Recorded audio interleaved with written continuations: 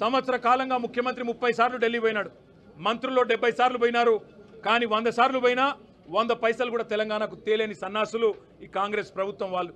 అదే మాదిరిగా రెండో పర్యాటకం బాగా ఉంది, అభివృద్ధి చెందుతున్నది అంటే జైళ్ళ పర్యాటకం. ఎవరు ఈయన మీద మాట్లాడితే వాళ్ళను జైల్లో పెట్టాలా. ఒకవైపు మీరు చూస్తూ ఉన్నారు కొడంగల్ రైతులు జైల్లో 35 రోజులుగా. అదే మాదిరిగా సోషల్ మీడియాలో ఎవరైనా పోస్ట్ పెడితే జైలు. ఆఖరికి ఎల్ఎన్టీ లాంటి ప్రముఖ సంస్థ, అంతర్జాతీయ సంస్థ, దాని CFO ఒక్క మాట అంటే మీ ఫ్రీ బస్ వల్ల మా రైడర్షిప్ తగ్గింది అంటే నిన్ను కూడా జైలుకు పంపుతాననే ఒక నియంతృత్వ పోకడ ఏదైతే ముఖ్యమంత్రి రేవంత్ రెడ్డి పోతా ఉన్నాడో ఆయనకు ఒకటే చెప్తా ఉన్నాం. ఇవాళ గిరిజన రైతులు ఎవరైతే కొడంగల్ రైతులు, కొడంగల్ బిడ్డలు సంగారెడ్డి జైల్లో ఉన్నారో, చెర్లపల్లి జైల్లో ఉన్న మా నాయకుడు పట్నం నరేందర్ రెడ్డి, మాకు న్యాయ వ్యవస్థ మీద నమ్మకం ఉంది, న్యాయం లభిస్తుంది.